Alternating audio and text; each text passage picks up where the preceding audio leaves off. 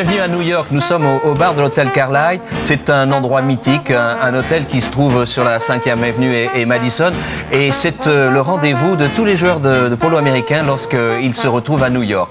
Mais surtout, avant tout, c'était le rendez-vous de John et Jackie Kennedy. C'est ici que ce couple mythique et glamour se retrouvait avant de partir en week-end à Long Island. Je vous propose de retrouver donc ce couple mythique et d'essayer d'emboîter leurs pas, même si c'est une abstraction, quoi, si c'est un fantasme. Voilà, bienvenue à New York en tout cas. You're welcome, sir. Thank you. Un voyage qui commence au Two Trees de Bridgehampton, par le tournoi ici de 20 golf qui oppose en finale l'équipe de Sébastien Merlos avec les frères Del Rio et le jeune Bacon face aux White Birch, les tenants du titre, emmenés par Peter Brandt et Mariano Aguirre. C'est idéal pour le climat, c'est un tournoi au bord de l'eau avec une ambiance et un super niveau. 6 équipes, 7 dans le prochain tournoi, du super polo au soleil en plus. Tiene todos los ingredientes para hacerlo un lugar de élite. Bueno, nos vemos. Sure. Suerte, papá.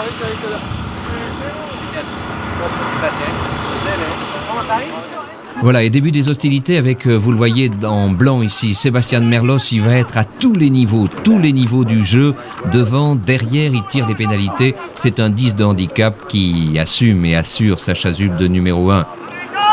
De l'autre côté, c'est lui, le numéro 3 des Blancs, Mariano Aguirre. Un vieux briscard, vous le connaissez, l'un des meilleurs joueurs du monde, 10 de handicap lui aussi. Alors que là, la balle échappe quelque peu à Del Rio, elle est reprise, devinez par qui ? Eh bien par Mariano Aguirre.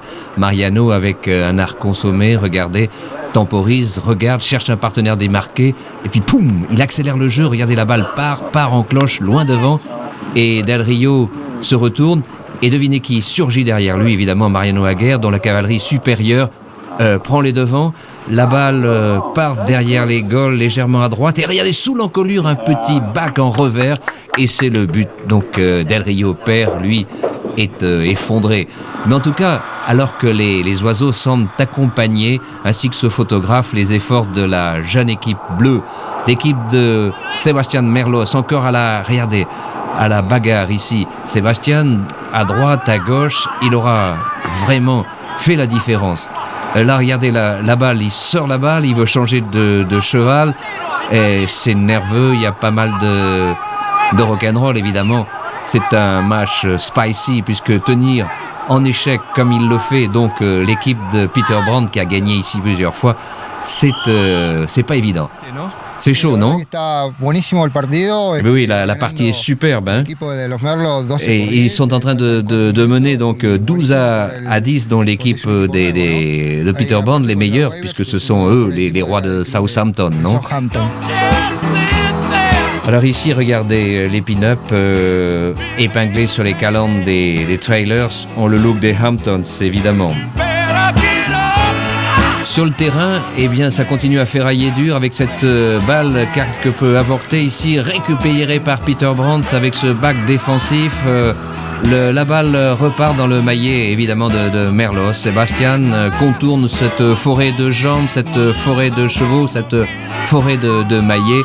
Et évidemment, la faute est à son avantage. Et voilà, c'est le but qui crucifie ici cette pénalité, qui crucifie les espoirs des tenants du titre. Et l'équipe de Sébastien Merlos a gagné et joué en challenger.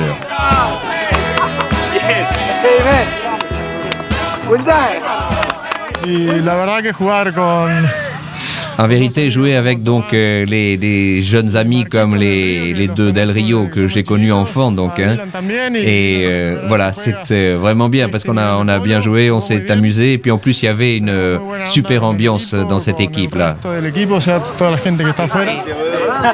Alors, glamour hors du terrain, on le disait, glamour sur la touche. Et sur le terrain, c'est comment, Peter Brandt ? Sur le terrain, c'est avant tout sportif, tu sais. Bien sûr, il y a un style, un art de vivre, mais c'est sportif. Et aujourd'hui, sur le terrain, il y avait ce struggle for life, il y avait cette bagarre, oui. T'as vu ? Thank you very much. Mauricio, hasta mañana, ¿no? Hasta mañana. On se voit à Meadowbrook demain après-midi. De Ok? acuerdo. Merci. Sí. Hein? Bye bye. Au revoir.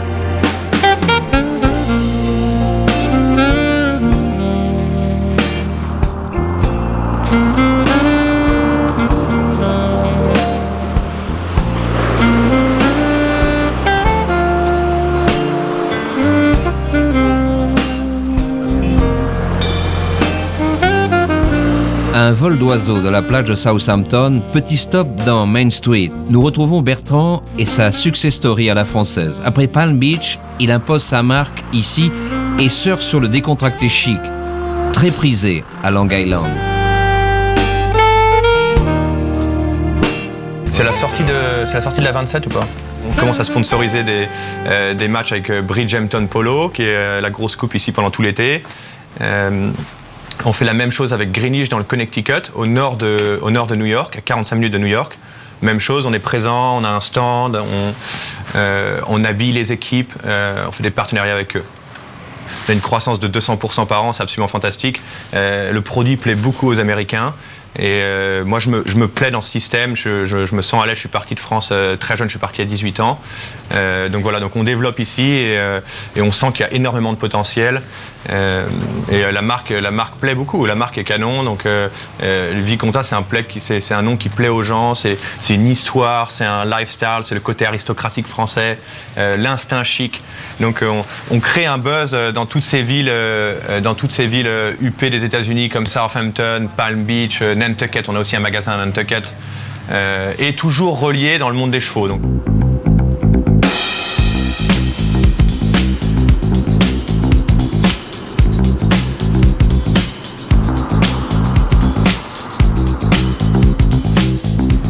Alors on arrive dans 2 secondes dans une super écurie, qui est une écurie de concours épique.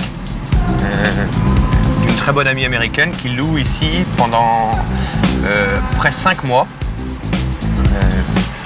Elle doit venir avec 5 ou 6 chevaux. C'est une cavalière de Grand Prix. Et elle a embauché un très bon ami français qui s'appelle Frédéric Lunebourg, qui travaille pour des grandes maisons en France dans le concours épique. Ah, t'es là? Salut. C'est sous le trait. Ça va? Bertrand, comment tu vas? Alors? Bah écoute, la routine, on fait briller. Après le concours, on essaie de garder le matériel au top. Tu es content d'être exporté? Bah je suis pas mécontent. Hein. On est tout le temps dans des coins super, mais mes conditions de travail sont très très bonnes. C'est difficile d'avoir la même chose en France aujourd'hui, ça c'est sûr. Donc non, moi je suis ravi. Je suis content de faire du bon travail avec ma patronne. Non, ça va. Franchement, je suis très très content.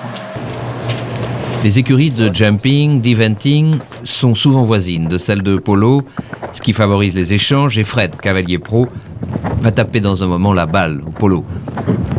Et l'histoire est incroyable, et c'est l'effet domino, parce que Mathias nous a donné le téléphone de Bruce qui a appelé Michael, et Michael nous a dit « je suis à Manhattan, mais poussez la porte », et on tombe sur Sébastien Munoz, qui ici s'occupe de tous les chevaux, et qui nous dit bah, « écoutez, puisque vous êtes là, on va taper la balle ». Alors regardez, on est avec Bertrand, Miranda, avec Fred, et c'est bien parti.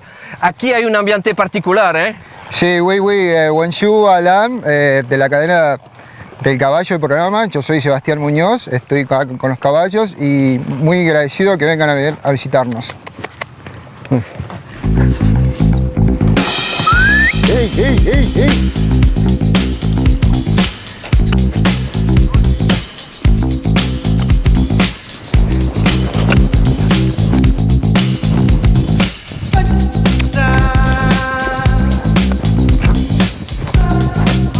Ahí va, Alan. Bien, Alan. Freeway 495, direction Meadowbrook, le plus ancien spot de polo américain, 1881. Nous retrouvons Mauricio, polo manager, à l'écoute de toutes sortes de joueurs. Il y a beaucoup de gens qui jouent pour le glamour, pas pour le sport. Des autres qui adorent les chevaux, ils ne sont pas très bons joueurs, mais ils sont des extraordinaires cavaliers. Oui, l'histoire de ces clubs, c'est que dans toute cette région de Long Island, il y a longtemps, c'était tout de fermes ici. Des fermes plutôt de 300 hectares et tout ça. Et tout le monde se transportait par cheval ou par carriage ici. Ouais. Donc dans l'époque, dans les années 30 et 20, en disant dans les années 20, c'était quand commençait à être le polo, ça commençait à être assez populaire parce qu'il n'y avait pas d'autres sports qui étaient si populaires comme le polo. Le baseball n'était pas encore, le golf c'était assez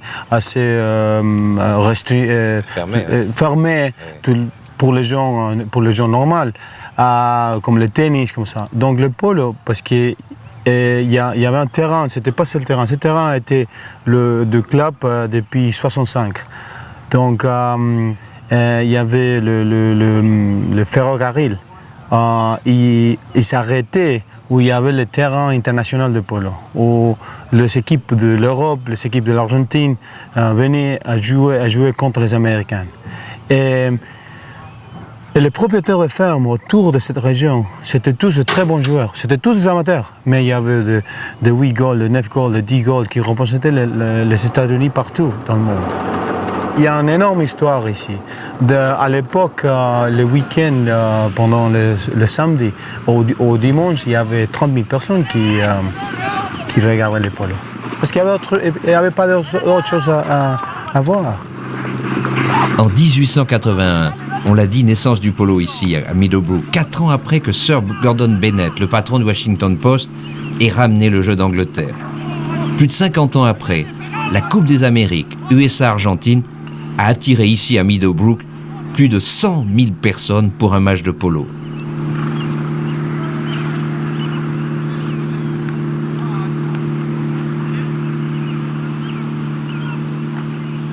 De tous les camions, on peut dire que c'est de tous les camions qu'on est là, celui-là ici c'est le plus grand. Ce trailer il peut transporter autour de 12 à 15 chevaux. Presque tous les matériaux restent avec c'est le tack room de l'écurie. Il y a un endroit là-bas, vous pouvez regarder là-bas, il y a un endroit où on peut mettre beaucoup de choses. Il y a presque tous les trailers sont un container d'eau pour laver les chevaux après chacun. Ils ont pas. Hágalo porque hace falta.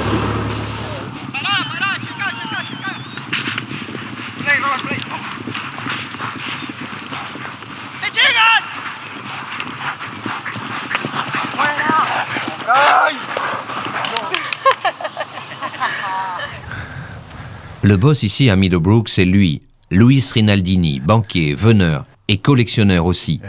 Sa maison est un véritable musée du polo et de la chasse au renard. L'objet préféré mien, c'est Devereux Milburn, un des 4 grands de Big Four de polo. Il était le back de l'équipe internationale les 4 grands, qui n'a jamais perdu en compétition internationale, que je vous parlais de Harry Payne Whitney. Alors voilà, mais ces 4 joueurs américains étaient tous des Deagle, tous des Deagle, oui, c'est ça. Et alors, comment est-ce qu'ils étaient plus forts que les Argentins à l'époque? En ce moment, ils étaient plus forts que les Argentins. Il y avait ici aux États-Unis, dans les ans 20, 8, 9, 10 Deagle et peut-être pas de Deagle en Argentin.